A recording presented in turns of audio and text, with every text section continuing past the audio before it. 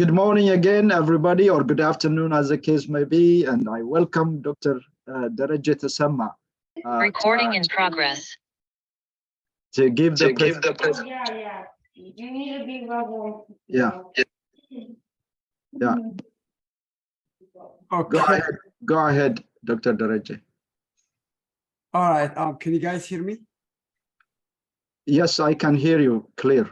And can you see my screen? Yes. Can you do it on a presentation? Yeah, I will do. Yes, sir. Okay. All right.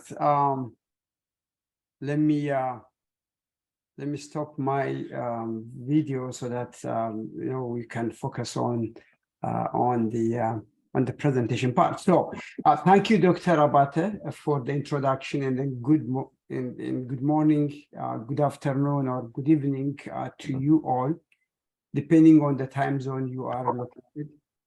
My name is Dereje Tessema, and I'm here to tell you a story of how I ended up writing a book on the Nile and the GERD, and highlights the major points including in this book. So even though it's difficult to cover major points in the 25 chapters in 30 minutes, I'll try my best to highlight the major parts. So feel free to contact me if you would like more information. As a matter of fact, next Saturday on April 29th, the book will be officially inaugurated, and we have scheduled a panel discussion with these great speakers. Most of them have spent their time working on the Nile Basin sustainability and then related activities. So we are going to, as a matter of fact, one or two of the speakers are, I see, Dr. Russo here also, and then we have also folks coming from the different parts of the geopolitics, the hydropolitics, science, sustainability. So it's pretty much covering the entire aspects of the book. So you are welcome to join. If you happen to be local to Washington, D.C. area, you are invited to join in person. If you are abroad or far from here, then you can join us through a live streaming event. So we're going to provide that information. So let's go over to the background section. Competing over limited resources, including freshwater management and use, was and still continues to be a source of conflict. Unresolved, these issues could potentially affect relations between riparian states, and it may even create tension and regional instability, and probably provoke social unrest. So for 1,000 years, people live in the Nile River basin and have developed cultures, practiced religions, spoke different languages, and made this basin as their home of countless experience and an identity. As we speak today, over 530 million people live or share the Nile, marking it's the second densely populated basin next to the Gange River.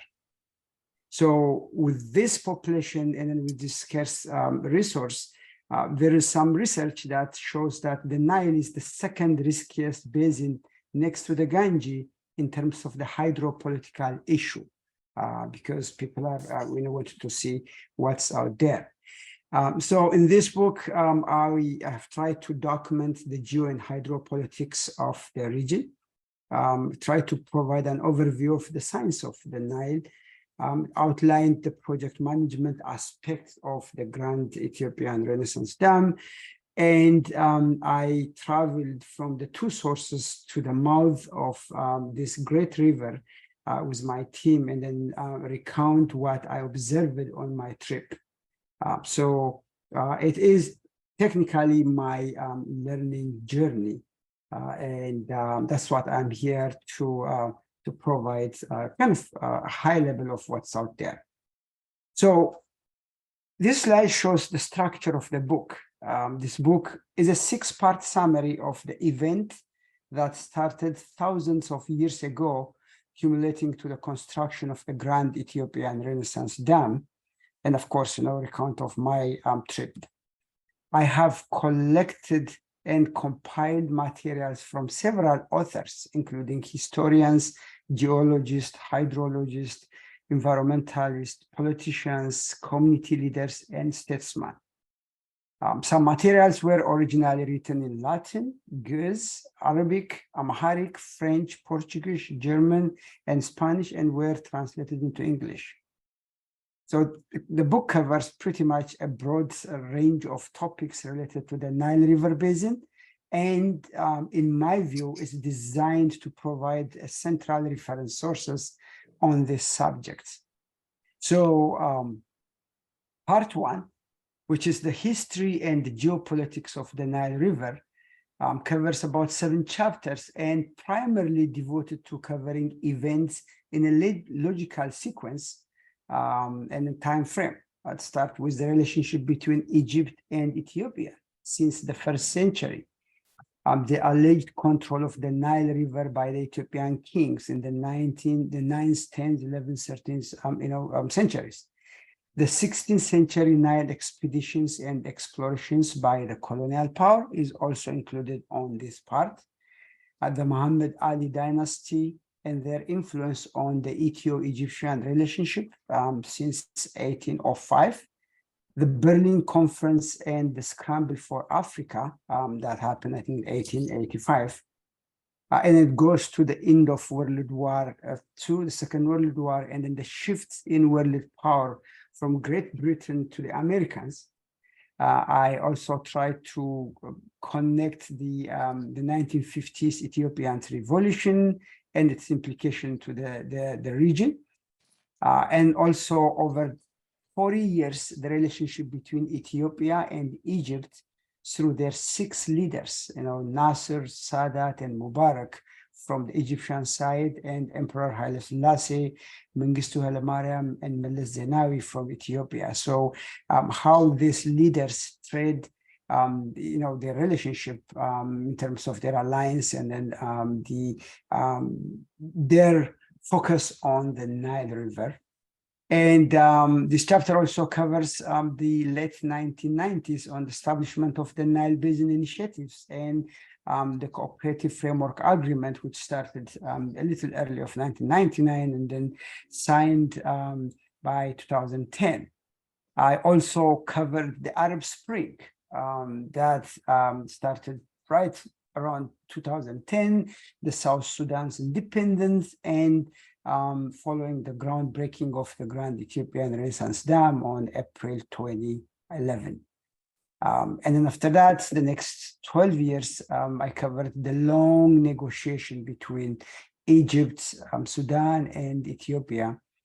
The first, second, and the third fillings of the reservoir, the UN Security Council meetings on the topics is an extraordinary meetings that happened, I think, back to back in 2 years. And finally, major milestone of producing the first power from the dam. So that is part 1. That's an extensive part.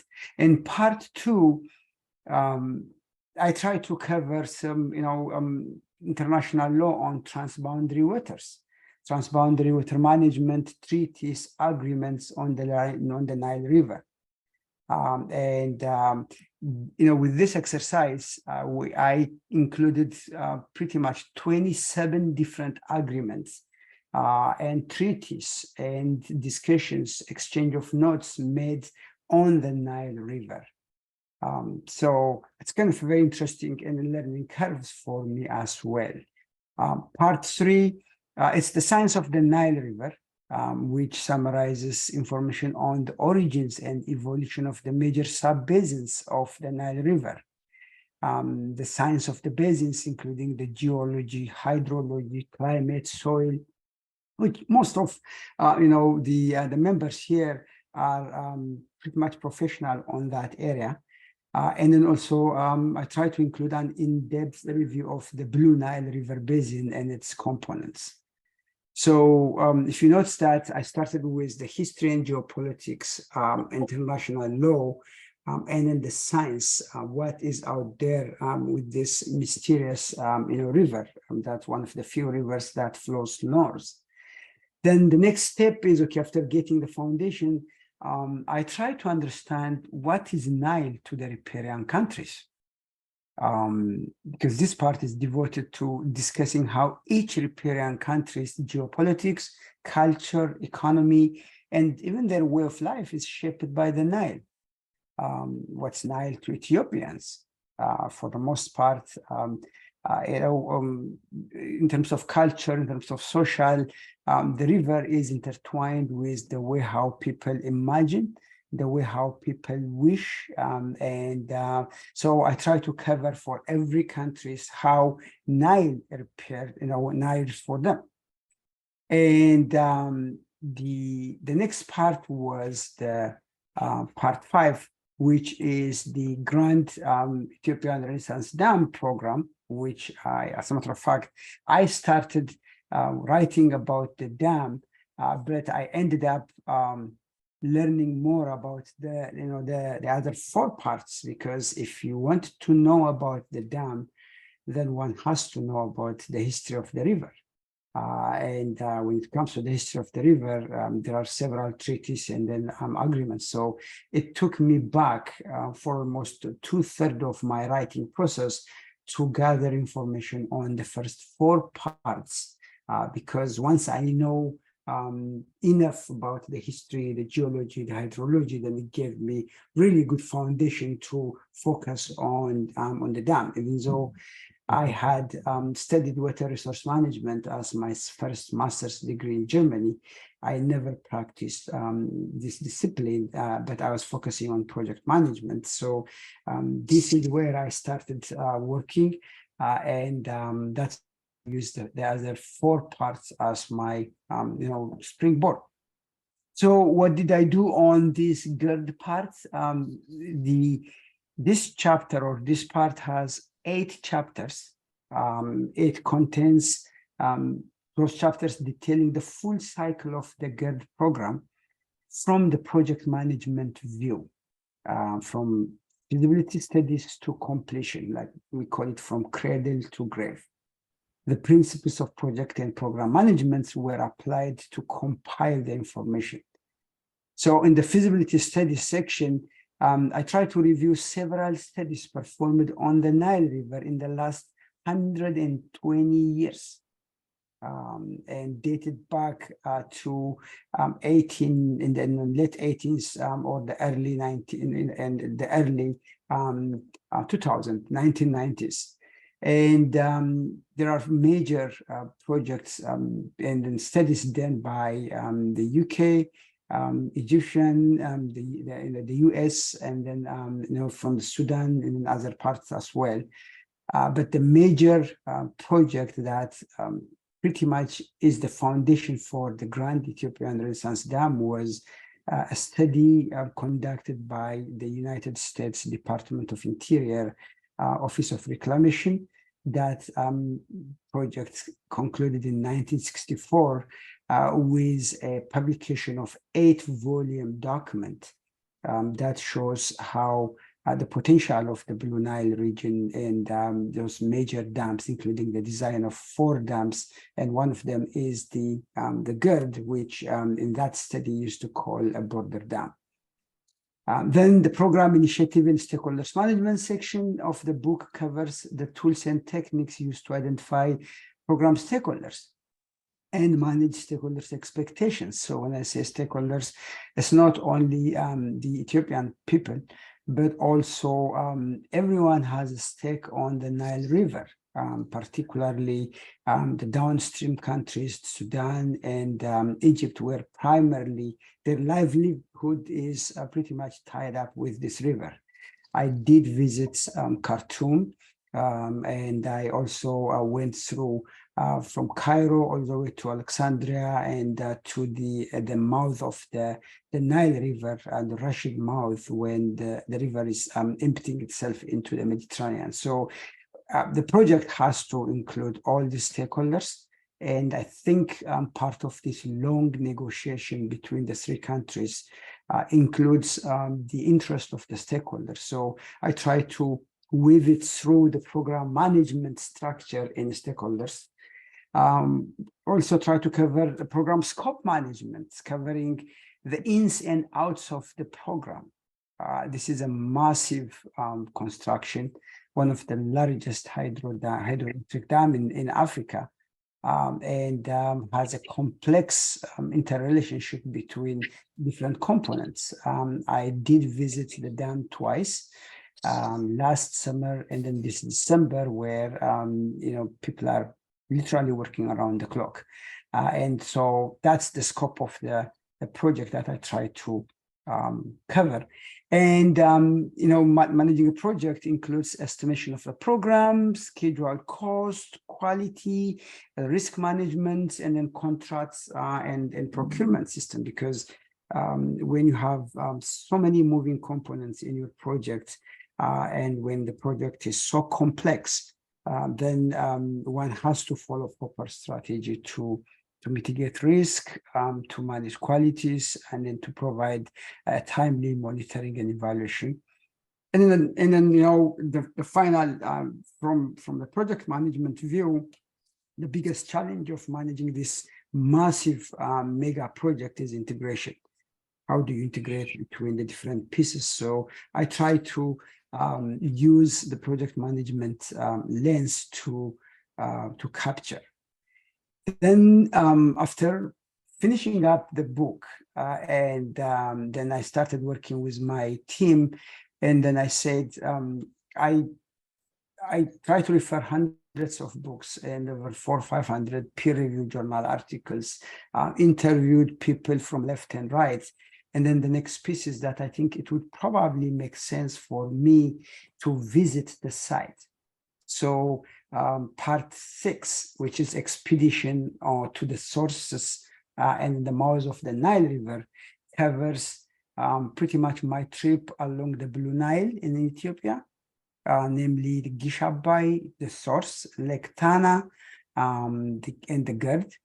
From the Blue Nile side, and I also went to Jinja, Uganda, where the source of the White Nile, and with my team we traveled to Khartoum in Al Mogran, where the two rivers meets. It's so fascinating to see that they came with their own dignity, with their own power, and then they just go a little while without even mixing each other.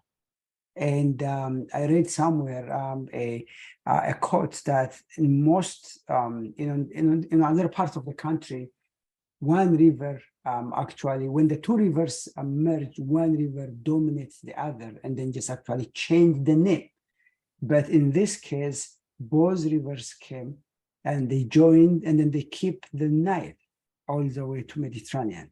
So it's a so fascinating phenomena to see how this river, and that's what is called the mysterious river. This part also covers, my Egypt trip to the Delta, covering this 250 plus square kilometers green area that's pretty much heavily dependent on the Nile River. And went to Alexandria and finally to the Rashid mouth and to the Mediterranean. So that is the structure of the book. And so this is kind of to show you that this book is the third of the How This Happened series that I started working, writing in 2009 on emotional intelligence, in 2022, in 2013, project management, and now with about 2023 is the Nile River piece. So now coming back to the dam. So this is where I would say that a seed knows how to wait, because Ethiopians had to wait over 1,000 years to be able to use their waters for their own development. Ethiopia's emperor and leaders have tried to build a dam on the Nile River as part of their development effort, And regardless of the ideology they followed, when it comes to the Nile, they all had the same vision. But unfortunately, due to varying reasons and circumstances, including the external pressure from near and far, the geo and hydropolitics balance shifts, religion, and an internal conflicts, they were not able to successfully realizing their wishes. So what they did was, instead of giving up, though, each one of them has contributed to different extents by laying the ground and addressing best in the realization of their common dreams. So like what I said in the book, over 7 different governments and leaders were included, from the Emperor Menelik, where he signed the 1902 agreement, which, as a matter of fact, the negotiations started as soon as he became the king in probably late 1890s, all the way to the current day.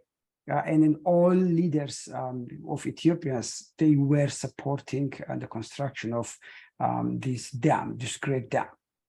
So, but following the what I call it that, following the decade-long negotiation and agreements on equitable utilization of the Nile waters by most Nile riparian countries, and the subsequent cooperative framework agreement, the Ethiopian government started the construction of the GERD in 2011. So what you see in the lower part, on the lower right part of your screen, is the dam. Actually, the picture was taken maybe in a while back, but what you see on the top was the seed was waiting. So I use Hope Yaren's expression of a seed knows how to wait. Most seeds wait for several years before starting to grow. A cherry seed can wait for 100 years with no problem. But what exactly each seed is waiting for is known only by the seed. So some unique and triggering combination of temperature, moisture, lights, and many other things are required to convince the seed to jump off the deep end and take its only chance. So what you saw on 2011 was the opportunity that arose due to several legwork made by the governments and by the riparian countries, and other opportunities. Then the government took one step, and that's where the groundbreaking happened. Here we are now, 13 years later.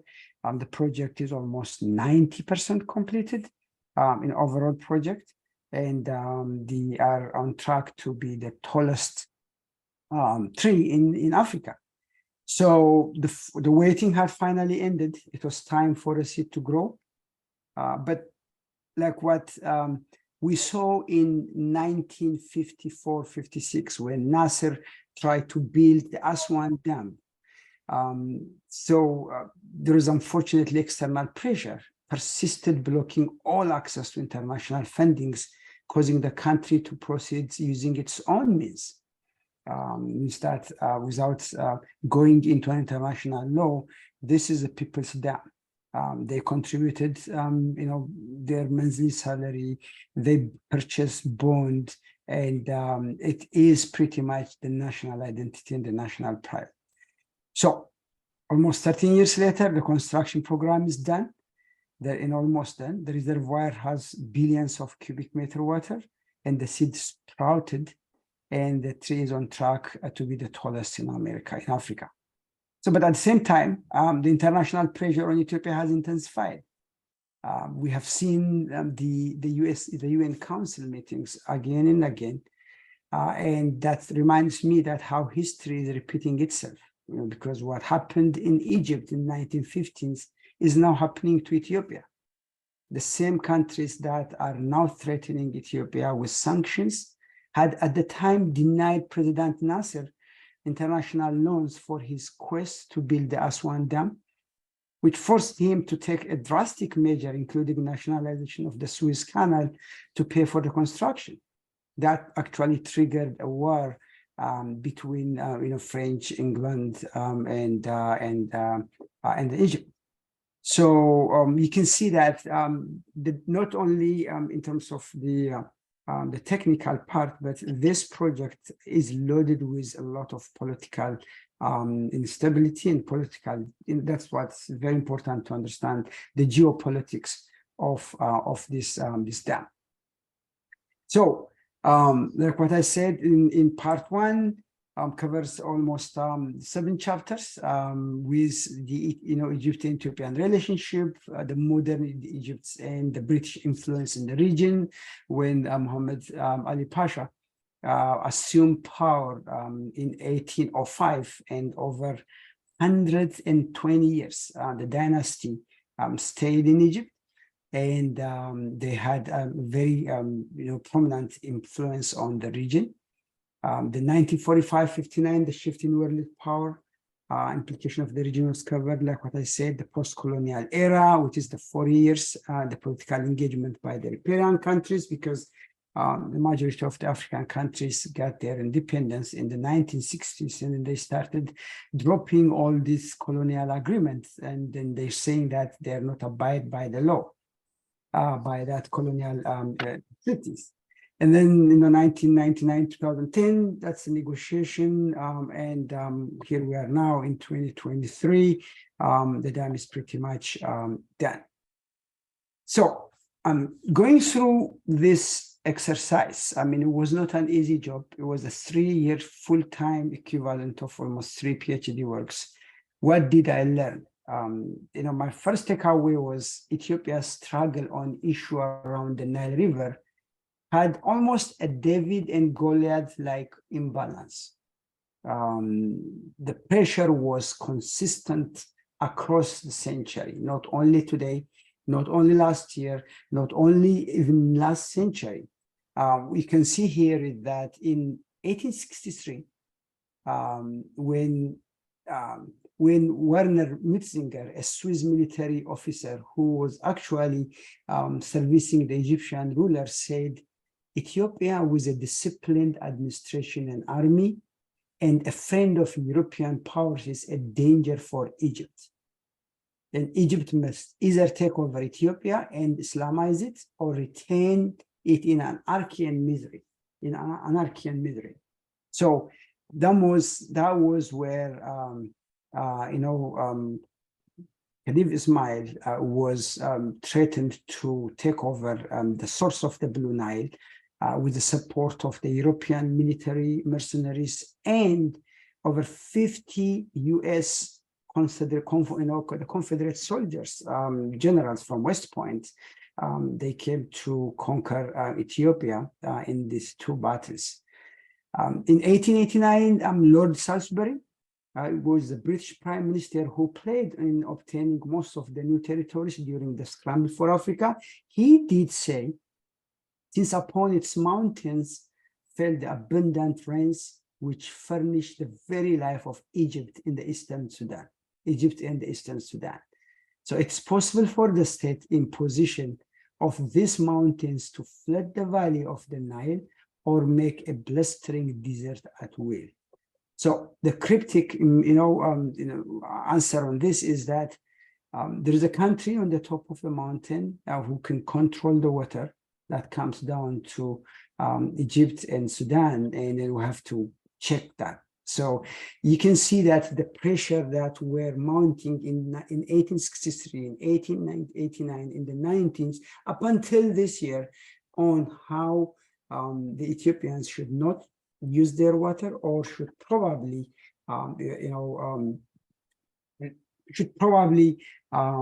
reconsider. So that was one of my takeaways, that this imbalance was not fair and not right.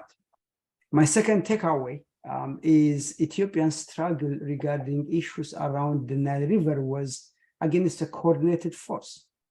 The Muhammad Ali dynasty and then his influence on the Egyptian relationship was one example to show, because the 75 years between 1805 to 1880 were dominated by Egypt's Muhammad Ali and his descendants, expanding their territories far beyond Egypt.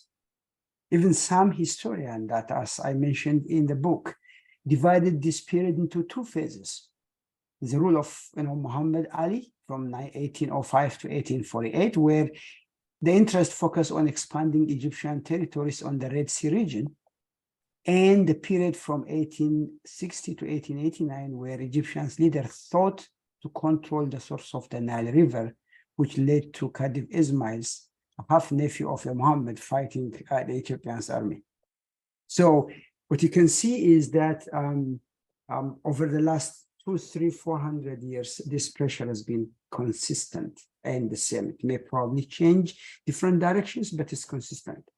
So what I tried to do here was that I tried to learn history not from a single point. Like when people say the 1902 treaty, I try to understand what happened before 1902, which is about, I had to go about 15 years in 1885, and then another 5 years back.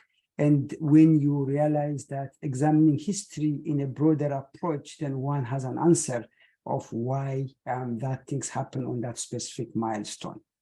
History prior and after the 1902 border treaty. So when the African Scramble for African was happened, I think, in 1885, and Emperor Menelik came power to 1889, and he learned that Europeans scrambled the country. And then in 1891, he wrote a letter to the kings of England, France, Germany, Russia, and then he told them that there is no way that he can divide Africa, and he said that he will fight everyone until he's dead, and he provided his boundaries. He said, just in case you want to know, these are the boundaries. So Menelik's letter, later on, actually analyzed by a historian in a Nigerian historian.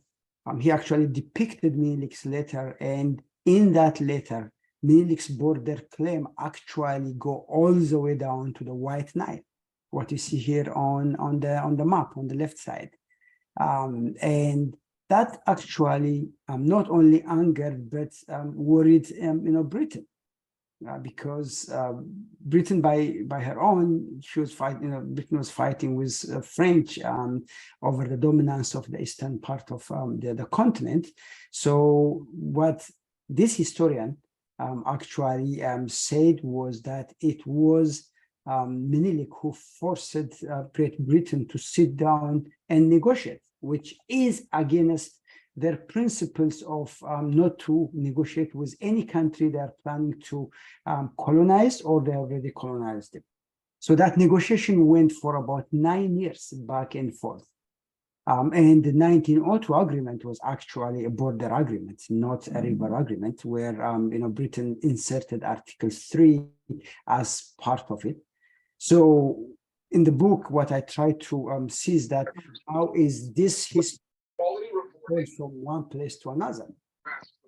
So, and then I tried to see another treaties that was happened in 1906 between Great Britain, France, and Italy, after they realized that Emperor Menelik's health was deteriorating. And they did sign an agreement saying that in case Menelik dies, the country may fall back into chaos or civil war, and then they agreed to keep their own interest. And then they asked Menelik to sign, and Menelik said, he thanks for them to recognize his sovereignty or the independence of the country, which is in 1906.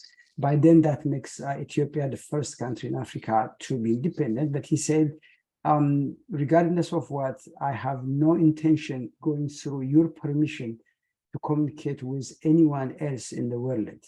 So when you see this, the 1902 agreement, it has its own precedent and it has its own implication on the other side. So that's why I try to put kind of seeing in a broader way. From 1991 to 2010, what happened there? The Cold War and its implication from 1950 to 1974. And then even from 2011 to 2022, why is all this pressure coming to this country and then even to the region? And then one probably need to see, kind of the broader view. So that is my takeaway number two in terms of the, from the book. So again, the part two, the international water law, transboundary, that also includes everything. Why water-related conflict is also a critical piece. And I also learned that this is a research done in 2018, comparing the 10 of the river basins, because I think there are about 260 plus transboundary river basins in the world.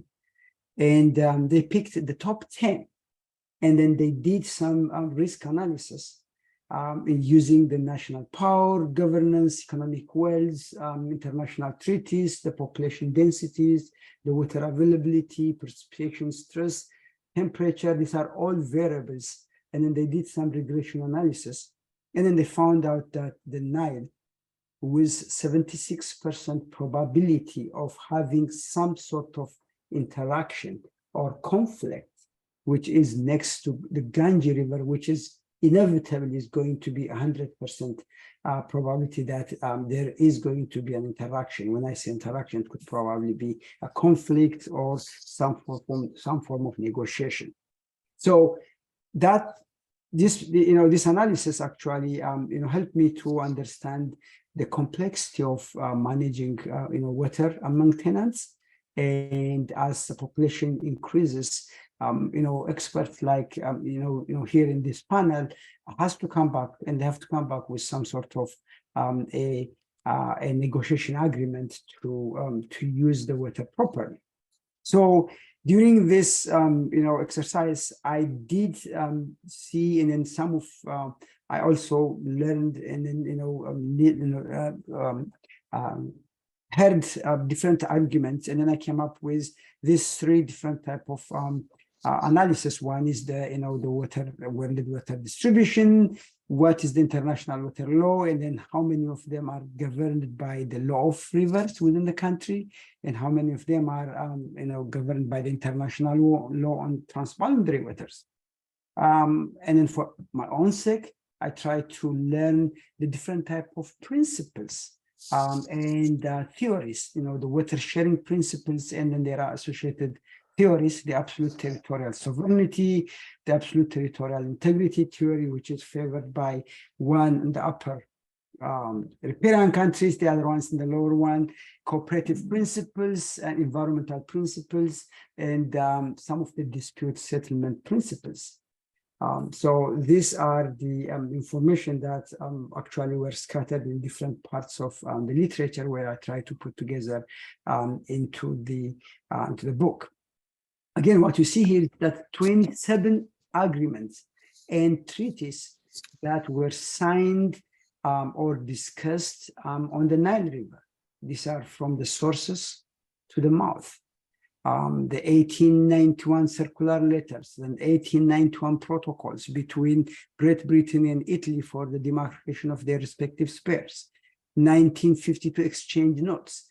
And when Egypt tried to take the Nile water out of its natural course, and all of the protests and the letter from Ethiopia, which basically I believe is one of the the discussion point here when it comes to the utilization of the Nile River.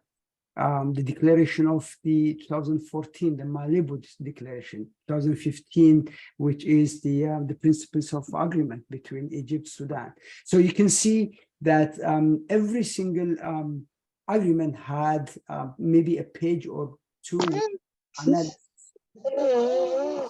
on how each one of this has been done. So the science of the Nile, again, is the origin and evolution of the Nile.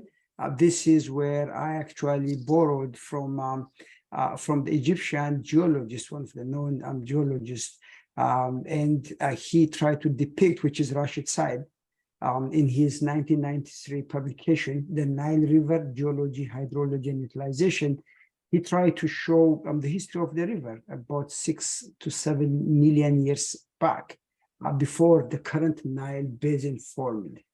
And what you see on the top, on the bottom lower two pictures, that was the aerial photography of the current dam. That was taken in 1957 by the U.S. Bureau of Reclamation as part of their project, which shows the border dam and the implication. That's exactly the place where the current dam is done. What you see here is a very interesting a picture of the Nile, the Blue Nile River. It started very thin from Lake Tana, or pretty much nearby a spring called Gitabai, and it goes all the way to. This is the border where the GERD was built, but you can see that over 90 rivers and tributaries have contributed to this great river. And the irony is that everything what we have in Ethiopia is going out of the 12 river basin, or the 13, 12 or 10 of them are leaving the country. So what the country is asking is that, okay, I give all of this to 86% or over 80% of the water of the Nile, but I also have a right to use. If one has a very straight mind, I don't know what the problem is, because the country didn't say that it's going to stay the water hits the turbine and then just go out. But you can see that pretty much the entire watershed from left and right is feeding this river, and making this river a great river, but not for Ethiopia, for the others. So, the discharging of the river flow from the Ethiopian highlands is about 180 billion cubic meters a year, which is 70 billion cubic meters go to the Nile, and 20 billion cubic meters to the Indian Ocean.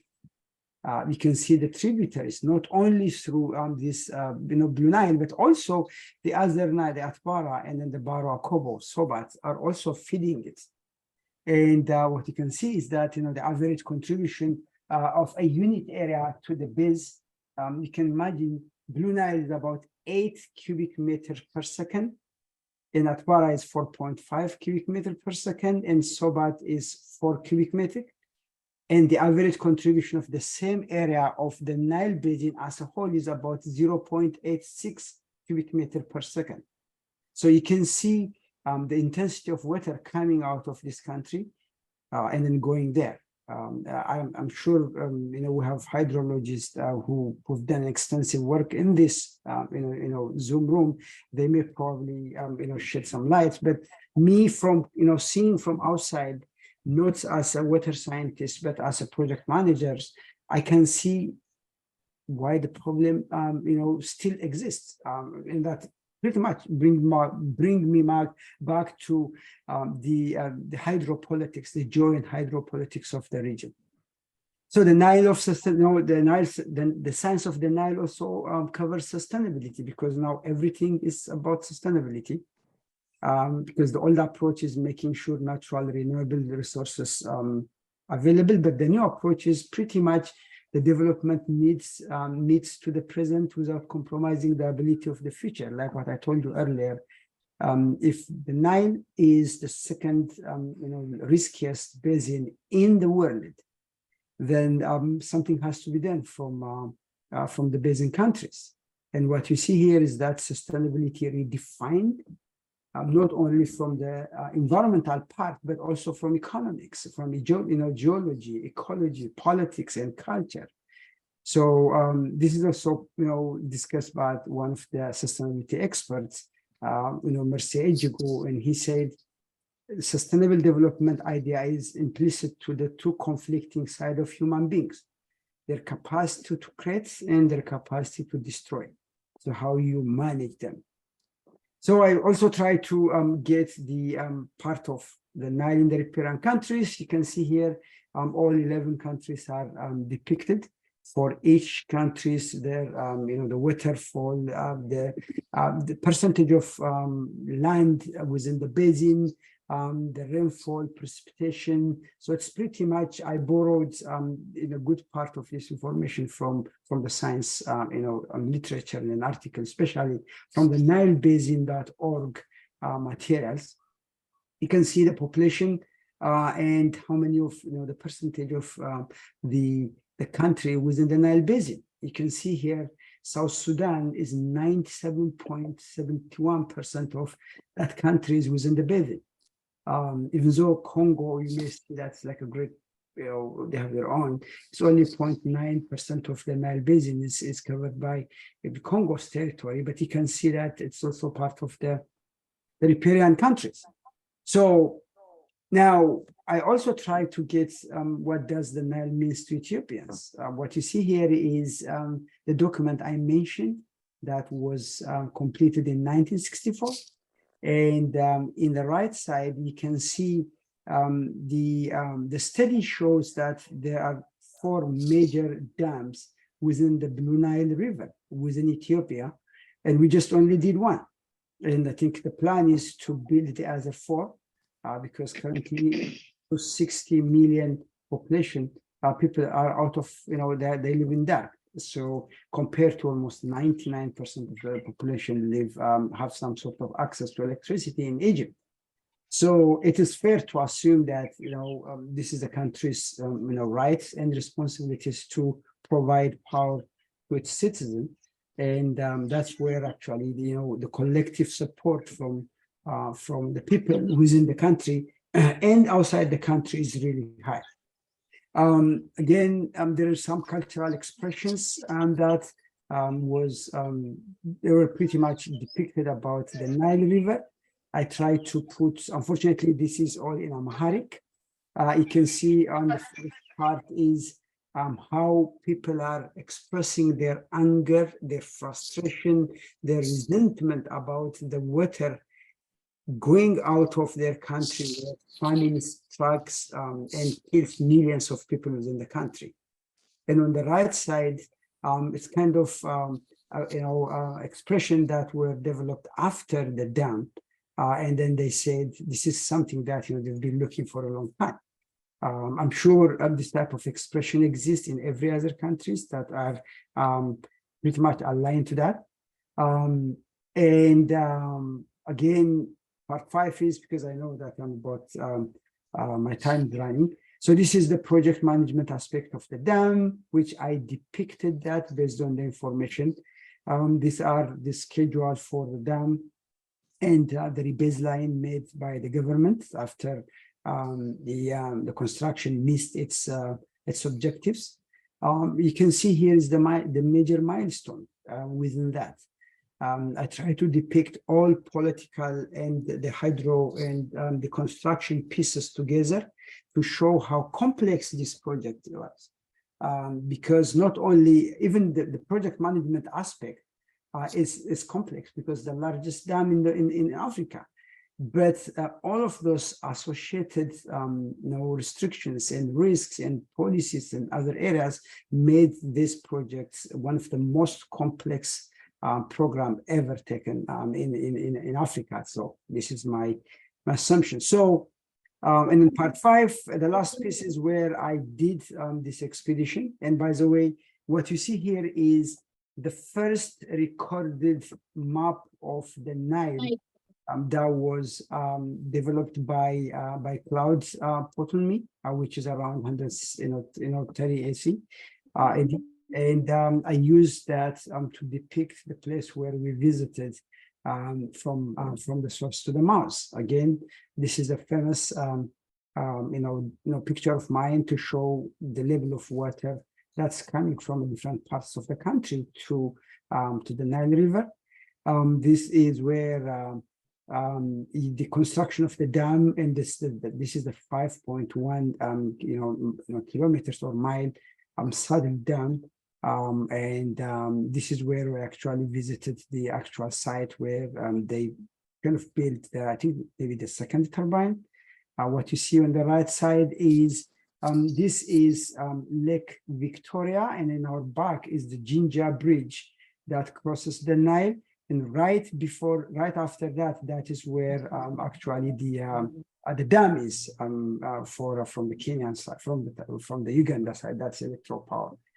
What you see on the right side is a monument erected to John Hanning's Peak, who claimed that he discovered the Nile, which actually the locals say he did not discover. You know, he was the first European countries to visit, because that river has been there for generation, and it's been used by the Africans.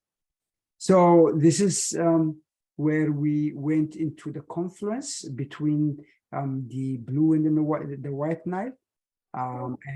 This is Almogran. It's a family park where you can see the two river meets. And this is an aerial view of Khartoum. And this is the Delta region where we cross from to the Rashid Mouse, and you can see all the green part is the Delta.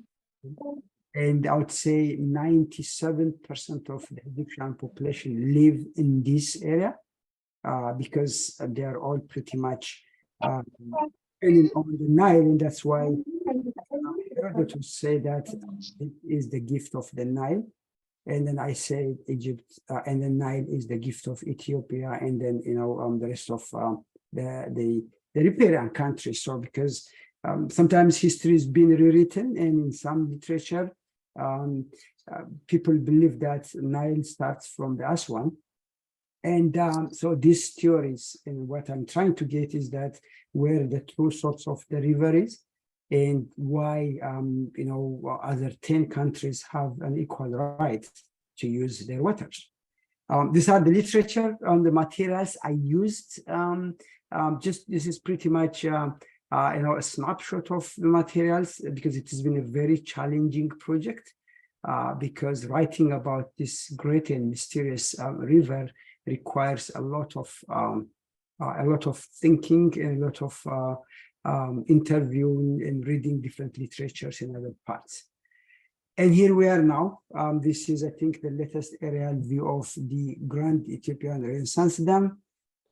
They are on track to bring the middle part of the dam to, I think, 620 meters, which potentially can host up to 40 billion cubic meters, which is, I would say, 60% of the total capacity.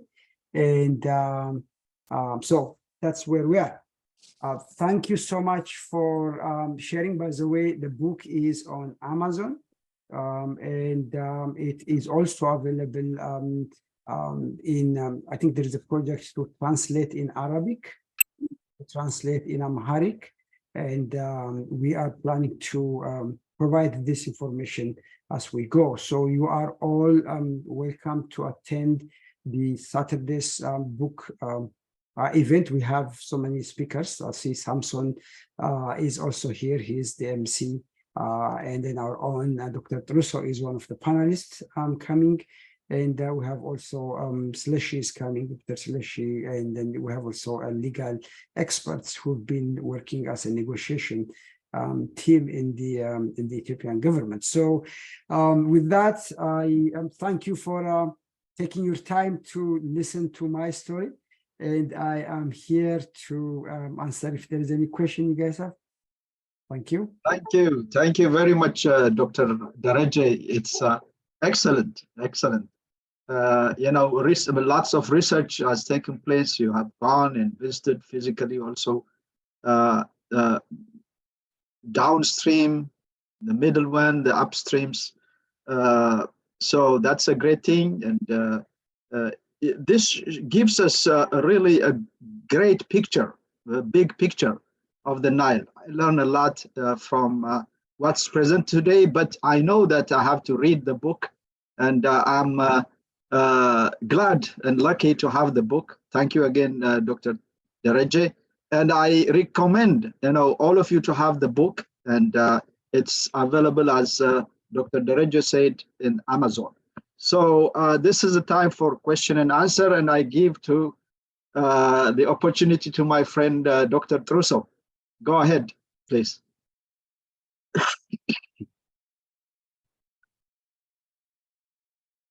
Yeah, Russell, your mic is Okay. Yes. Thank you very much, and excellent presentation. And let's say it's a thick book. It's really nice work, and I cannot say enough about your research. And you said it took 3 years. So I want to have a quick question. First of all, I should say, really, I am saddened with what we are hearing in Sudan, and for our brothers and sisters, I wish the best, and hopefully these things pass quick. So really sorry what's going on there. So my question is, you mentioned, and also I read a little bit on how, it's personal time, family. So I want to take you a little bit back, not things that are not here, and how do you find, balancing? And you mentioned a little bit in your book, this is not an easy thing to write. Even a chapter book takes us like forever. So this is a huge effort that you did. So how do you, in that side, if you could say a little bit more about, your family sacrifice and so on. That's one quick. And the other one is, what is, if you have to pick a couple of examples or a couple of scenarios that, before you get into this amazing work, took you 3 years, what are the big picture really surprise you? Completely changing what you had when you started to write the book. Thank you so much again. all right. Okay. Thank you, Dr. Trousseau. And by the way, so it was an accidental task writing to this. I did write 2 books before, and then I was working as in a project management section.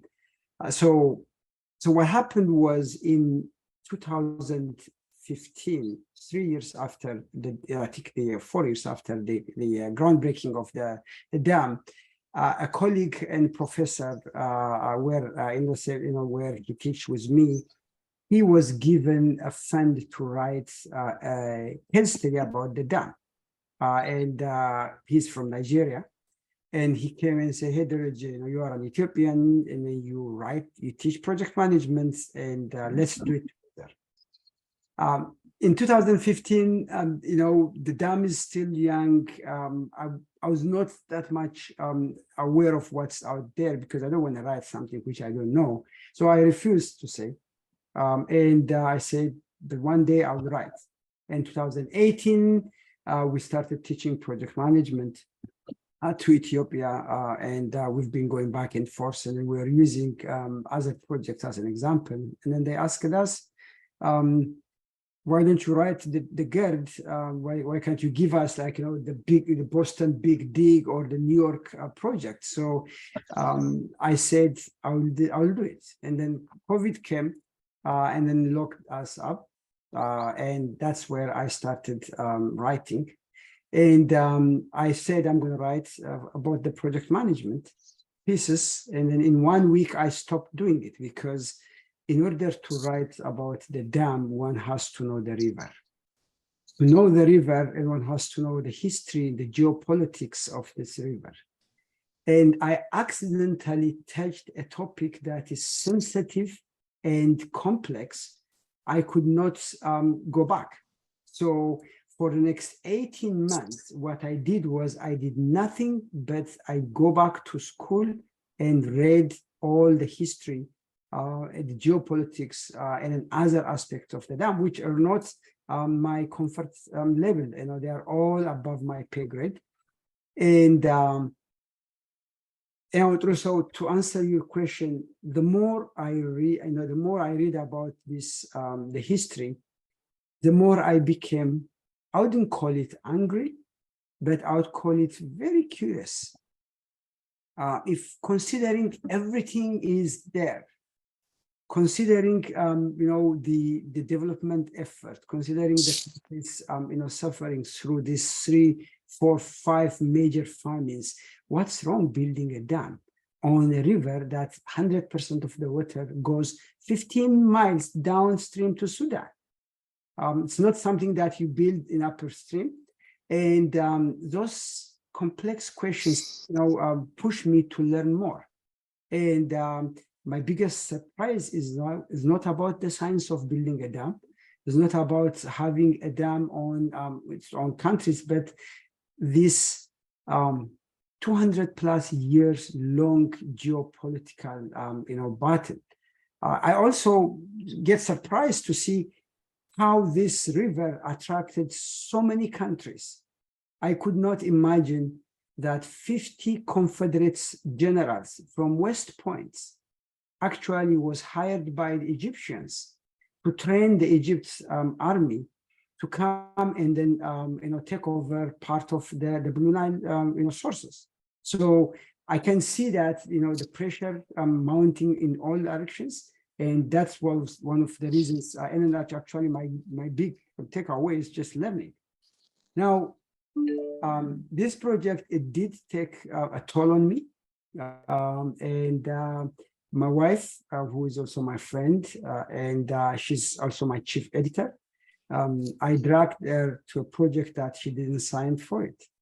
And then my 3 kids, because they did not want me to fail, and they're all in college, and they took turn to get. And I have a friend who's actually here, part of this team, his Mulusha. And I told him about, I'm writing this book. And then he looked at me and he said, boy, it's a tough, you picked the tough topic. But he didn't leave me. Next day, he brought me about 25 plus books. And he says, before you do anything, read the history. And that is where I try to write. And now, this is by no means an exclusive collection of materials. This material by no means is an analysis of the Dereje. So what I did was I tried to put together a descriptive ways of writing. If Trusso writes about this and he said this and that, and if you want to know more, here is the reference. So the reference part of the book is about 42 pages.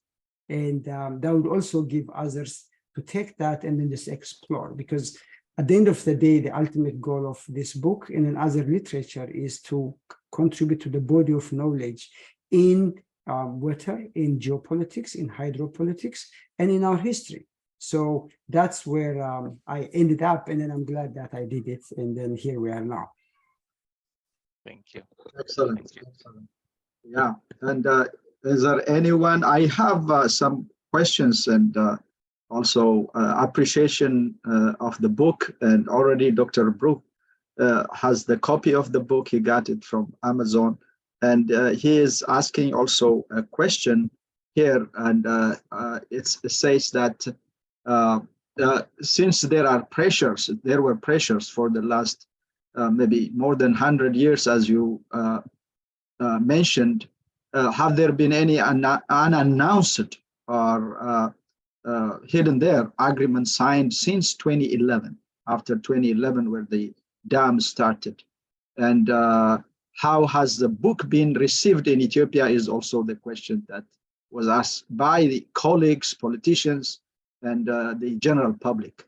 Can you address this one? And the other one is also, you can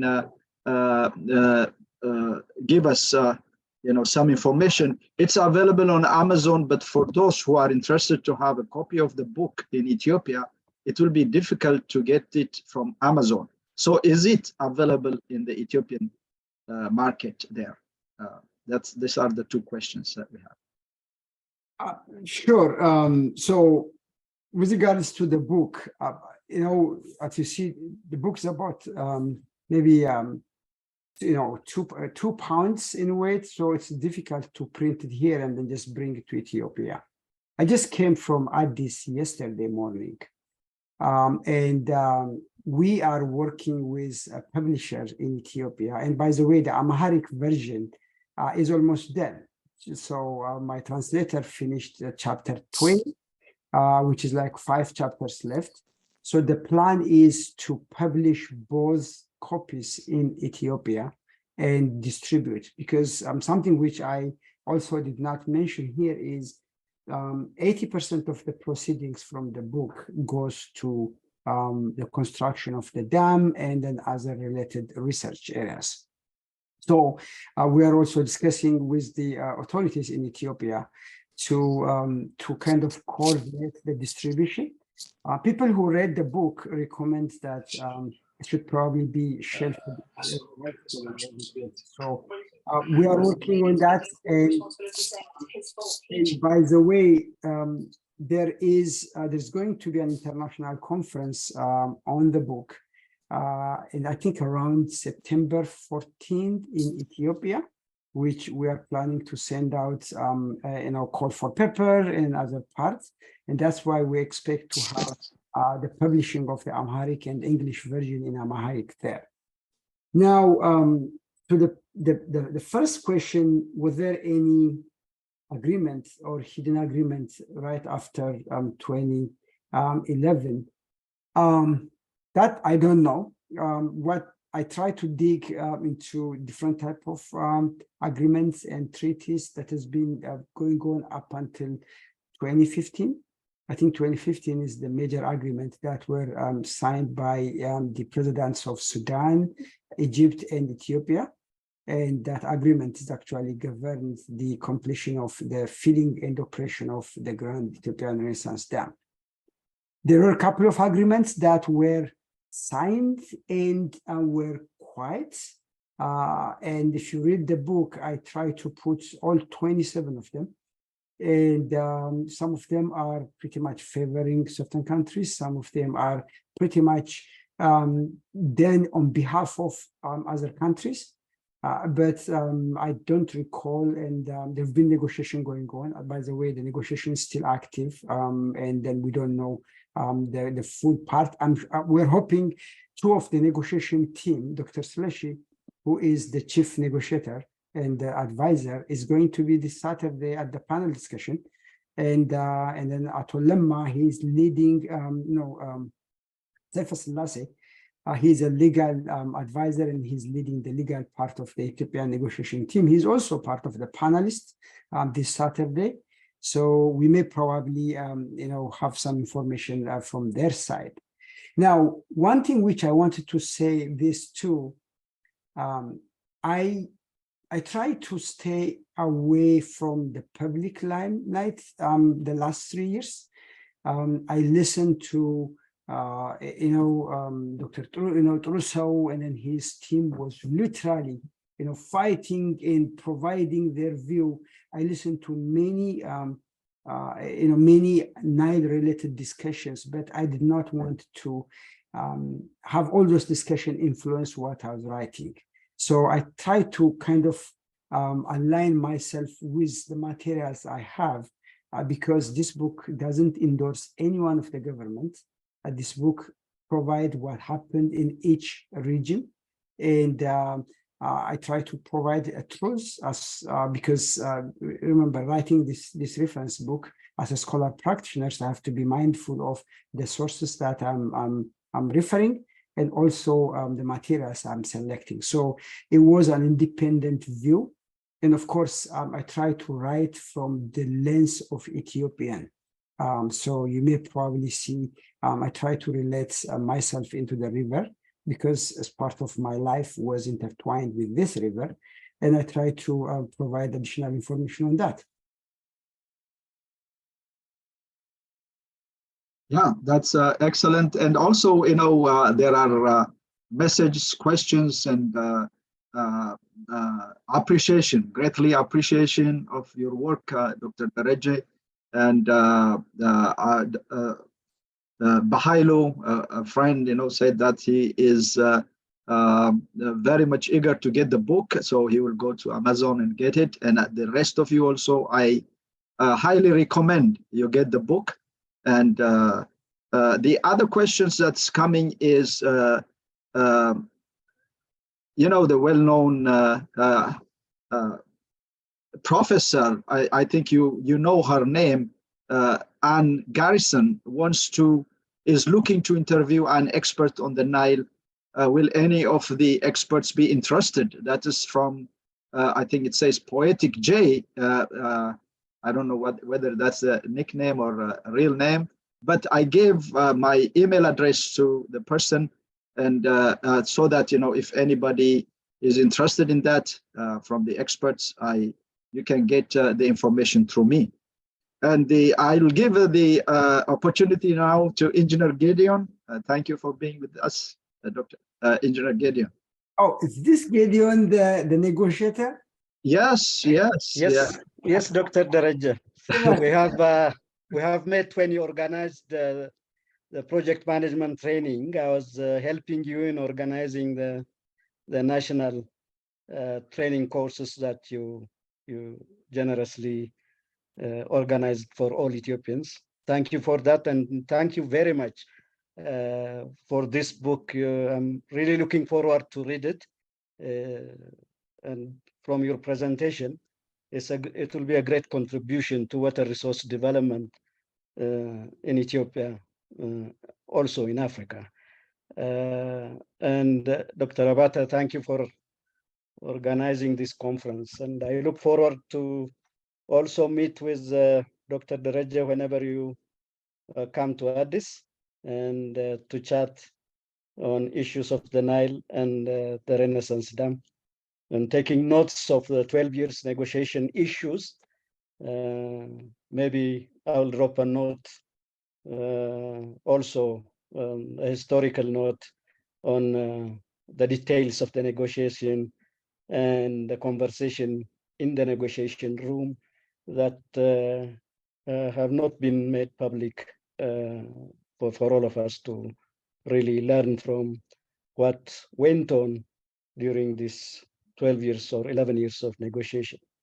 I just wanted to react to this question of agreement, whether agreements have been signed since 2011. I think the two which Dr. Dereje mentioned, one, the Malabo is just a note, it's just a declaration, and there was a great effort on our part not to be signed by any official. It was just a note with no signature attached to this, the Malabo Declaration. The only signed document is the Declaration of Principles of 2015, and there are no other agreements signed since 2011 with regards to GERD. I look forward also to attend the Saturday meeting on your book launch. And thank you very much for the book. Wow. So, you know, I used Engineer Gideon's interview he made, you know, on several occasions.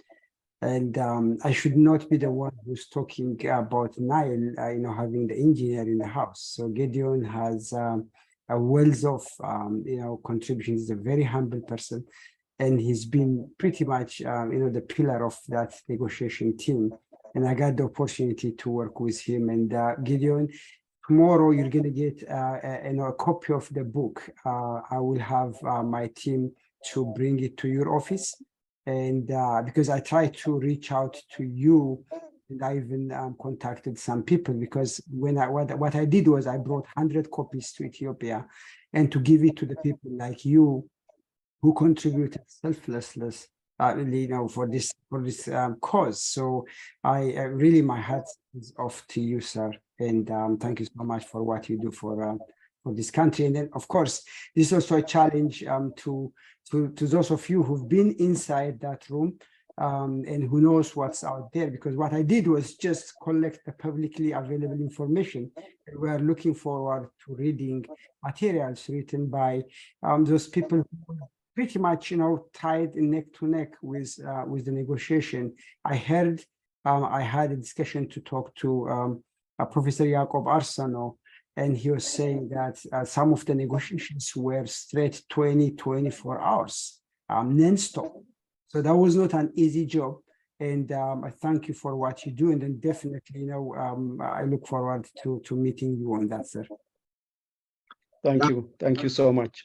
Yes, I also, you know, second what Dereje said, Dr. Dereje said, you know, regarding Engineer Gideon and the others also who really did a excellent job, sacrifice, a lot, and I appreciate also. And I want to use this opportunity to openly, publicly thank you, Engineer Gideon. Thank you so much. Thank you. You're a Dr. great help. Thank you. Professor Turuso, Dr. Abata, and Coalition on GERD. We thank you very much for your efforts and support. Thank you. And Dr. Lama, that's your time. Dr. Lama. Thank you very much. I like to thank Dr. Dereje for the presentation. I have the book. I just got it, so I haven't, but thumbing through it, the presentation was representative of the book, and it summarizes it well.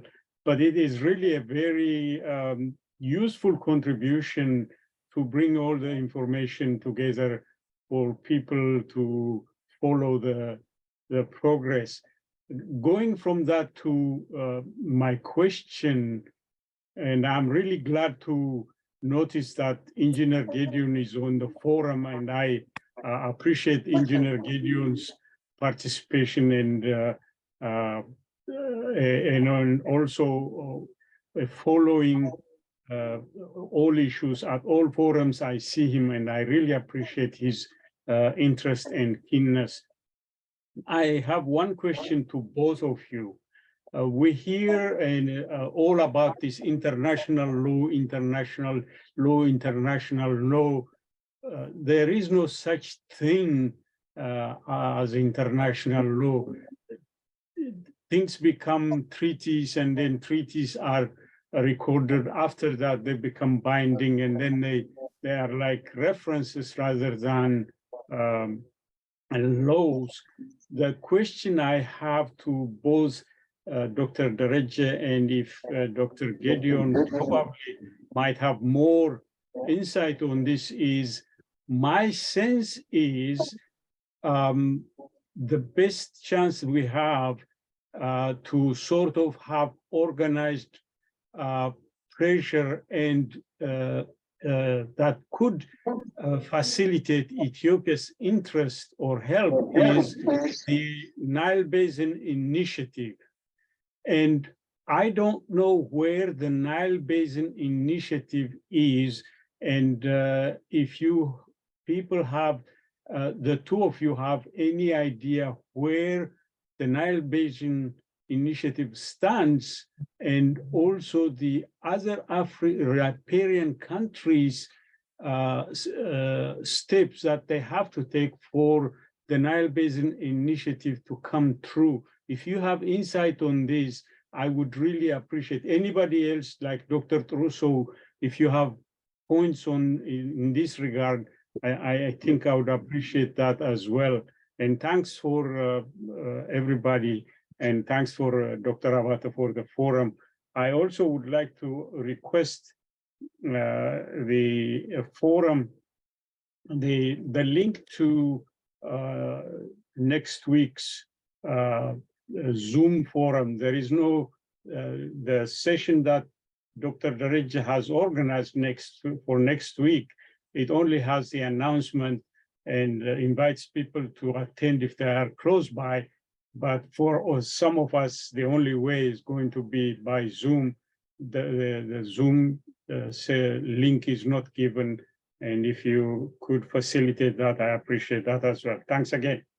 Yeah, thank you, Dr. Lama. And yes, that's the plan. I will send it today itself regarding the Saturday 29th book signing event. And those of you who are close to the venue in the Maryland area, please, DC, please join and be there.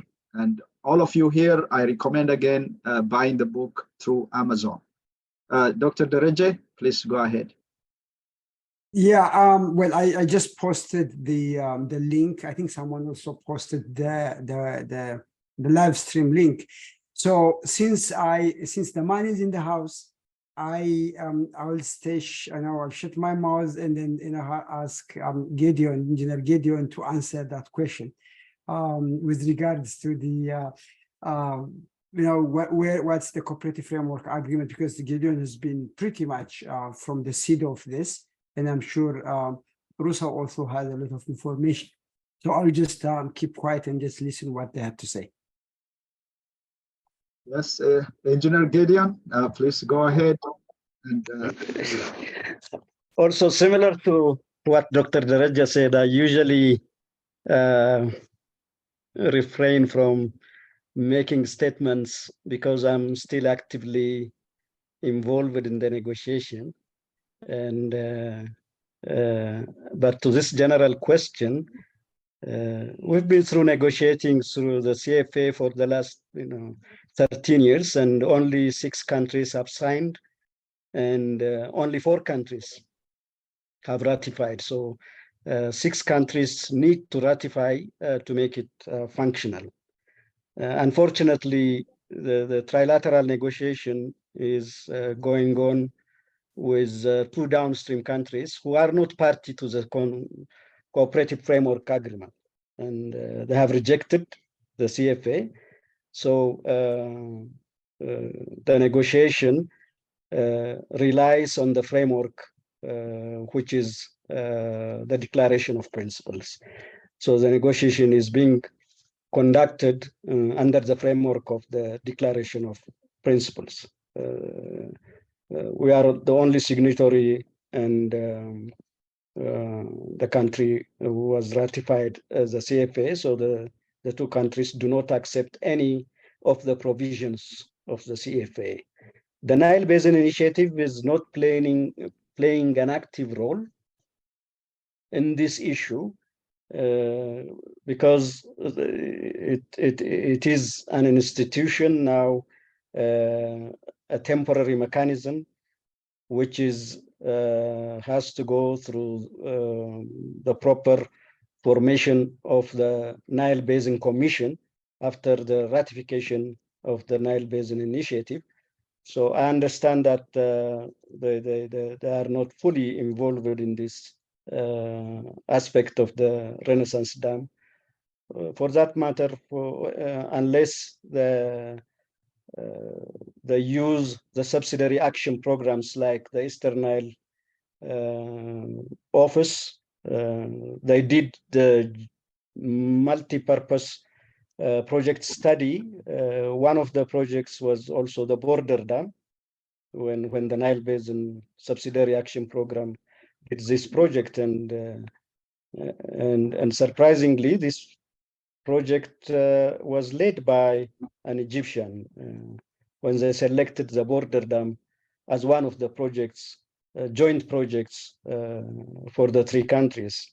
The only thing different from the border dam is the dimension of the dam and the reservoir volume and the energy, which is quite larger than the previous design made by the joint study of Sudan, Egypt, and Ethiopia. The border dam, which was Dr. Dereje mentioned also, the USBR study, the same location is where the GERD is located.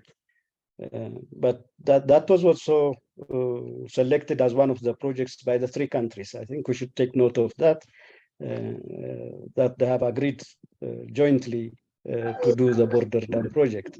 Unfortunately, we have not agreed on the dimension of the dam, on the configuration of the dam. That's what all this negotiation is being conducted now with the 2 downstream countries. I think this is all I can say. Thank you. Dr. Gideon,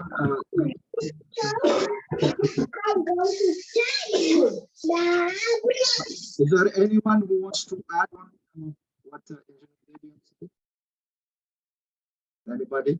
By the way, if you go to the nilejournal.net, you will get an article regarding the CFA. It's a brief discussion, brief introduction on the CFA and where it is. And now I give the opportunity to ask the question or any comments to Dr. Okot, Professor Okot, a good friend here, and tell us a little bit about the Nile Journal also.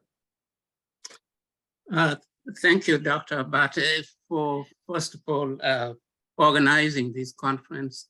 I think it's a wonderful idea. The Nile Journal is an attempt to provide a platform for Africans to talk about issues that are important to the continent. Because as they say,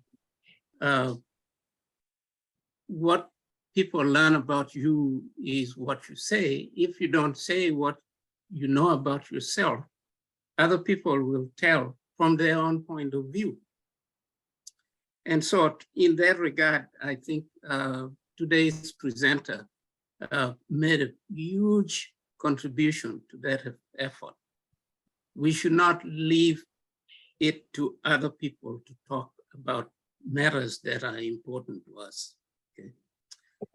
Having said that, I want to make a few comments. One on the light side, Dr. Dereje, you showed a picture of Ginger. You showed a picture of the bridge.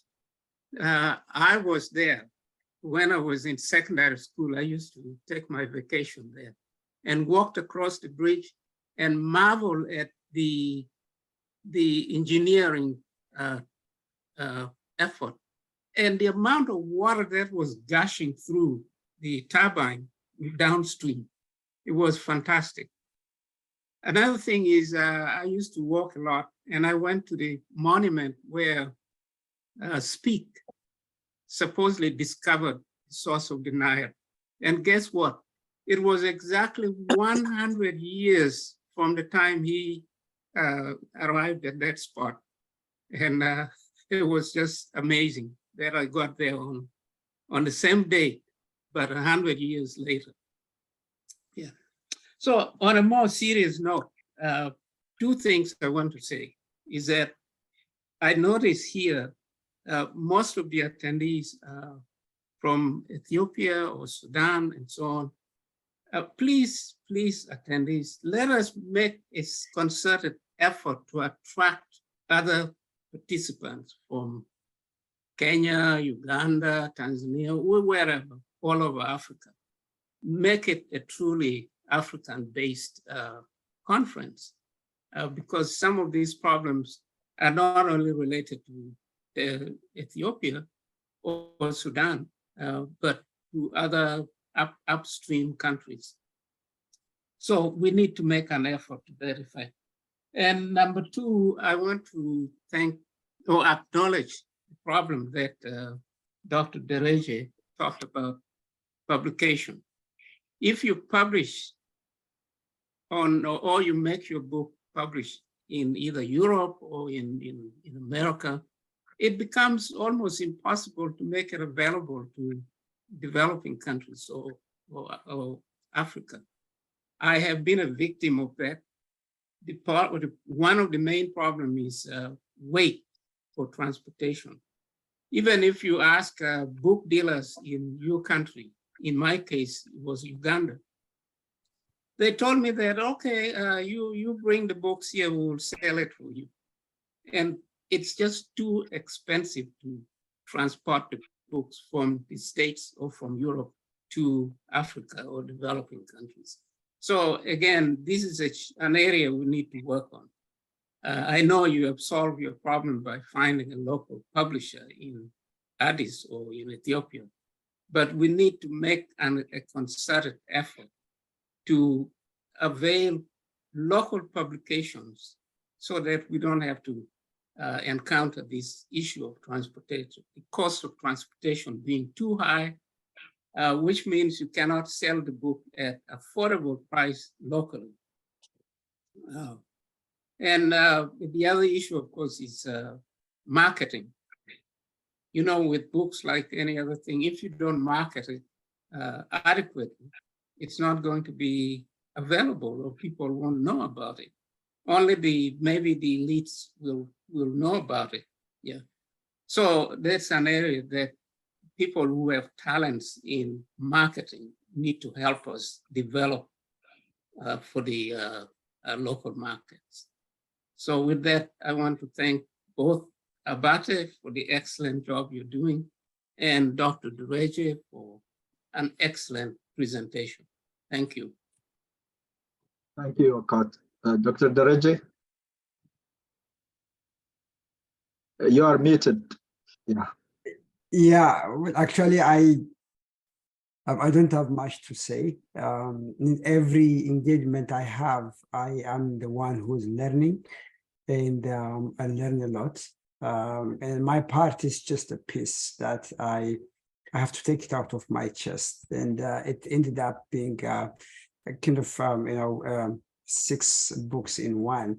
But I'm still learning, and then I'm trying to learn. So thank you so much for giving me the opportunity. And then I hope that the next panel discussion is going to be good, and then we'll continue working to contribute to the body of knowledge on the area. Our team is putting together a graduate program in Master of Science in